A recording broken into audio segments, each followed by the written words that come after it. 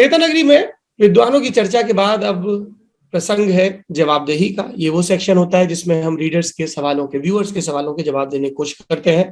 पहला सवाल विशाल यादव का। मीडिया में बार बार बयान दिखाया जा रहा है जिसके मुताबिक पीएम मोदी ने कहा अपने सीएम को थैंक्स कहना मैं जिंदा आ गया।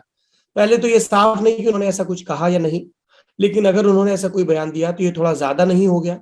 और दूसरी बात, पीएम की सुरक्षा में चूक एक बड़ा मामला है। अगर ऐसा कुछ हुआ तो उस पर सरकार के स्तर पर काम हो, लेकिन इस मुद्दे को लेकर इतना बवाल मचा देना कहाँ तक सही है? आप क्या मानते हैं?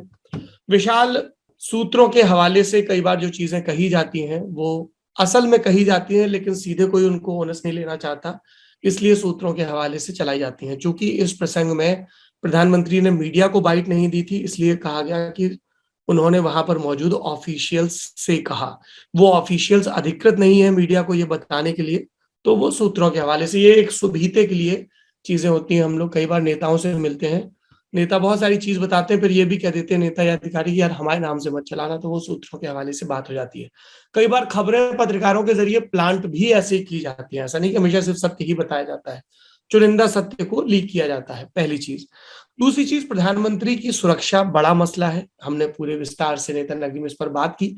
उसको लेकर जो राजनीति हो रही है भाजपा, कांग्रेस और दूसरे दलों के द्वारा, वो निहायत ही गैर जरूरी है, छिछली है, और इसको लेकर भी हमने अपना मंतव्य आपके सामने स्पष्ट किया है। आपने ये भी पूछा कि प्रधानमंत्री ने ये बयान दिया, ये थोड़ा ज्यादा नहीं हो गया? राजनीतिक बयानों के बारे में मेरा यही मानना है कि वो बड़े कैलकुलेटेड मूव होते हैं जो दिए जाते हैं नफा नुकसान सोच के, और उसको राजनीति के ही प्रिज्म में देखा जाना चाहिए। आशय येडगे कह रहे हैं कि सर, आजादी के बाद देश में हुए राजनीतिक बदलावों को बेहतर तरीके से समझने के लिए कौन सी किताब पढ़नी चाहिए? आशय, बहुत, एक तो आपका नाम बहुत प्यारा है। बहुत सारी किताबें हैं जो कंटेम्प्रेरी पॉलिटिकल हिस्ट्री के बारे में बात करती हैं। मेरी सलाह ये रहती है सारे नए पाठकों को कि आप दो तरह से इसकी शुरुआत कर सकते हैं। एक, कुछ किताबें हैं जो एक ओवरऑल स्पेक्ट्रम के बारे में बात करती हैं, जैसे रामचंद्र गुहा की किताब है या प्रोफेसर आनंद की किताब है, वी आनंद की किताब। तो इस तरह कई किताबें हैं जो कंटेम्प्रेरी पॉलिटिकल हिस्ट्री पे बात करती हैं 47 ऑनवर्ड्स। दूसरा, अगर आप राजनेताओं की बायोग्राफीज पढ़ेंगे या ऑटोबायोग्राफीज पढ़ेंगे तो वो भी पैरेलली उन चीजों के बारे में बहुत बताती हैं। तो मेरी ये सलाह है, जिनकी भी राजनीतिक दिलचस्पी है वो नेताओं की ऑटोबायोग्राफीज और बायोग्राफीज को खोज कर पढ़ें। उससे आपको बहुत सारी चीजें पता चलेंगी। ऋषभ का सवाल है, मेरा सवाल है कि बुंदेलखंड की बात चुनाव के समय भी राष्ट्रीय स्तर पर प्रमुखता से क्यों नहीं दिखाई जाती? क्योंकि बुंदेलखंड के लोग एक कल्चरल यूनिट के तौर पर, एक पॉलिटिकल यूनिट के तौर पे ऑर्गेनाइज नहीं है। जब आप ही ऑर्गेनाइज नहीं तो आपकी बात कोई क्यों दिखाएगा? तेलंगाना के लोग ऑर्गेनाइज थे, वहां पे एक पॉलिटिकल मूवमेंट चला तो अलग स्टेट बन गया। It's that simple. Udit Pathak का सवाल, क्या कारण है कि यूपी चुनाव में केंद्र सरकार की योजनाओं को गिनाया जा रहा है हर रैली में? योगी जी की जगह मोदी जी ने ड्राइविंग सीट ले रखी, कहीं ये आने वाले समय में असम पार्ट 2 ना हो जाए? असम चुनाव का चेहरा सर्बानंद सोनोवाल थे, जबकि चुनाव के बाद हेमंत बिश्व शर्मा का उदय हुआ।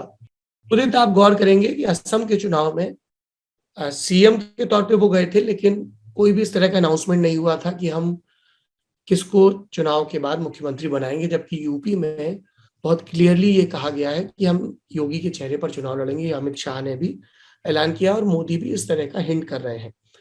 असम में आप देखें, चूंकि हम लोग खुद वहां चुनाव कवर करने गए थे, तो सर्बानंद सोनोवाल और हेमंत बिश्व शर्मा दोनों की तस्वीरों का इस्तेमाल किया जाता था। उत्तर प्रदेश में योगी और मोदी के चेहरे का इस्तेमाल किया जा रहा है। योगी के बराबर यूपी के किसी और नेता को नहीं रखा जा रहा है। हालांकि एक सटल हिंट दी जा रही है। आज ही जब हम ये बातचीत रिकॉर्ड कर रहे हैं, बीजेपी के पूर्व सांसद कह रहे थे कि अरविंद शर्मा भविष्य के मुख्यमंत्री होंगे। अरविंद शर्मा एमएलसी हैं, गुजरात कैडर के अधिकारी थे। केशव प्रसाद मौर्य के लोग उनको प्रोजेक्ट करते रहते हैं, पर मुझे नहीं लगता है कि आज की तारीख में लीडरशिप को लेकर योगी को कोई उतना बड़ा चैलेंज है। He is firmly in control, और जो वोट बीजेपी को मिलेंगे उसमें भी ब्रांड योगी का एक बड़ा योगदान होगा।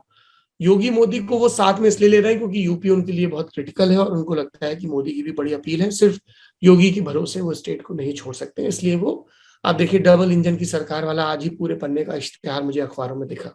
आशीष यादव पूछ रहे हैं, सौरभ जी, अगर आपको हमारे बापू महात्मा गांधी के हत्यारे नाथूराम गोडसे से मिलने का मौका मिले तो आप उससे कौन सा एक सवाल पूछना चाहेंगे? मैं पूछना चाहूंगा कि अव्वल तो जो बहुत सारी थ्योरीज चलती हैं आज भी कि गोडसे की मदद कौन से संगठन कर रहे थे, कौन से व्यक्ति कर रहे थे, सावरकर को, संघ को बहुत घेरा जाता है। तो मैं इन सवालों पर गोडसे की प्रतिक्रिया चाहूंगा और ये भी पूछना चाहूंगा कि डू यू रियली थिंक कि आपने सही किया था या आपको उस कदम का रिग्रेट है। रजत सिंह का सवाल है, चुनाव नजदीक है, मतदाता के मतदान केंद्र पर क्या अधिकार है, यदि मतदान केंद्र पर किसी गड़बड़ी का अंदेशा हो तो ऐसे में वो क्या कर सकता है, एक जागरूक मतदाता हम कैसे बन सकते हैं। इसको लेकर चुनाव आयोग लगातार कैंपेन चलाता है, इश्तिहार देता है अखबारों में। तो मेरी सलाह है कि आप उस सबको पढ़िए। हेल्पलाइन नंबर अखबारों में, टीवी मीडिया पर जारी होते हैं और ये एक अच्छा टॉपिक है। हम लल्लन टॉप में भी इस पर एक डिटेल में स्टोरी और वीडियो करवाएंगे कि एक वोटर के तौर पे आपके क्या क्या राइट हैं, आपको जानने चाहिए। अंकित कुमार, हम अक्सर सफल लोगों के बारे में पढ़ते हैं, किताबें भी उन्हीं के बारे में जो सफल हुए। क्या आपको नहीं लगता कि हमें असफल लोगों के बारे में भी जानना चाहिए ताकि हम उनकी गलतियों से सीख सकें? क्या आपने ऐसी कोई किताब पढ़ी है? अंकित, मुझे टाइटल ध्यान नहीं आ रहा। अभी मैंने पिछले दिनों मेरे हाथ में किताब आई थी अनसक्सेसफुल स्टार्टअप्स के बारे में, और असफल लोगों से भी आप बहुत कुछ सीख सकते हैं। लेकिन होता क्या है कि असफल लोगों की तरफ लोगों का ध्यान नहीं जाता, क्योंकि आपको लोगों का अटेंशन चाहिए ना, और वो अटेंशन हमेशा सफलता की तरफ, कामयाबी की तरफ, जिन्होंने कुछ हासिल किया उनकी तरफ ही जाता है। सुरेश का सवाल है, देश के प्रधानमंत्री ने कानपुर मेट्रो का उद्घाटन किया। उद्घाटन के बाद वो यूपी के मुख्यमंत्री योगी आदित्यनाथ के साथ मेट्रो में सफर कर रहे थे। सफर के दौरान उन्होंने बाहर खड़ी जनता का हाथ हिलाकर अभिवादन किया। लेकिन लल्लन टॉप की एक खबर में कहा गया कि मोदी जी जब हाथ हिला रहे थे तो बाहर कोई था ही नहीं। ये जानकारी गलत थी। जब पीएम हाथ हिला रहे थे तो बाहर छतों पर लोग थे। तो क्या हम ये माने कि आप लोग भी गलत जानकारी देते हैं? सुरेश, आई एम ग्लैड कि आपने ये सवाल पूछा, क्योंकि एक खबर में जिस दिन ये उद्घाटन हुआ, लल्लन टॉप शो में बताया गया कि मोदी ने क्या कहा, योगी ने क्या कहा, सोशल लिस्ट में बताया गया। लेकिन हमारी साथी ने एक खबर की थी जिसमें जब सोशल मीडिया के मीम्स पिक किए गए तब ये जानकारी नहीं दी गई कि जब मुख्य प्रधानमंत्री हाथ हिला रहे तो बाहर लोग खड़े थे। It was a factual error, we regret it. उस स्टोरी को जब करेक्ट किया गया, जो कि हम आईएफसीएन की गाइडलाइंस को फॉलो करते हैं, तो उसमें भी ये करेक्शन भी मेंशन किया गया। और मैं यहाँ फिर से सार्वजनिक रूप से कह रहा हूँ, लल्लन टॉप पर हुई हर गलती के लिए, चाहे वो किसी ने भी की हो, एक संपादक के तौर पर मैं जिम्मेदार हूं, मैं नैतिक जिम्मेदारी लेता हूं। Lesson learn, we'll be on a right path in future. और ये इसलिए भी जरूरी है क्योंकि हम एक ऐसे पेशे में हैं जिसमें हम अलग अलग सरकारों की अकाउंटेबिलिटी फिक्स करते हैं।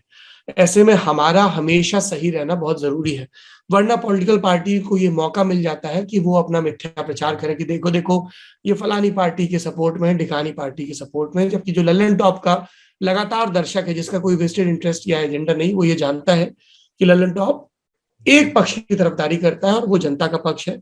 और इसलिए ये जरूरी है कि हम अतिरिक्त सतर्क रहें। हमने अपना सबक सीखा, हमने गलती मानी, और हम भविष्य में कोशिश करेंगे कि इस तरह की कोई भी गलती ना हो। आइडियल सिचुएशन ये होनी चाहिए थी, हम भले ही वो जो सारे मीम्स थे वो बताते लोगों को और ये कहते कि लोगों ने मीम्स बनाए हैं लेकिन सत्य कुछ और है, और फिर हम वो दोनों तस्वीरें दिखाते, लेकिन वो ऐसा नहीं हुआ, इसलिए हमारी गलती है। सोमू पूछ रहे हैं, प्रधानमंत्री सहित कैबिनेट सदस्य को चुनाव प्रचार से दूर रहना चाहिए क्योंकि कार्यपालिका सभी नागरिकों का प्रतिनिधित्व करती है और उससे पार्टी की गतिविधियों में शामिल नहीं होना चाहिए। राजनीतिक दल और सरकार के बीच भेद होना चाहिए। आपकी क्या राय है? नहीं सोमू, हम लोगों की जो डेमोक्रेसी है उसमें वही इलेक्टेड रिप्रेजेंटेटिव, वही पॉपुलर लीडर सरकार का हिस्सा बनते हैं यदि उन्हें सत्ता मिलती है। तो जब अलग अलग राज्यों में या उसी केंद्र के चुनाव के लिए वो जाते हैं, तो अगर वो प्रचार नहीं करेंगे तो how will they reach out to people? तो मुझे नहीं लगता कि ये फीजिबल है सुझाव। चलिए, अब आपके हिस्से के जो भी सवाल हो कमेंट बॉक्स में जरूर पूछिए, कोशिश करेंगे अगले अंक में नेता नगरी के उसका जवाब देने की कोशिश करें।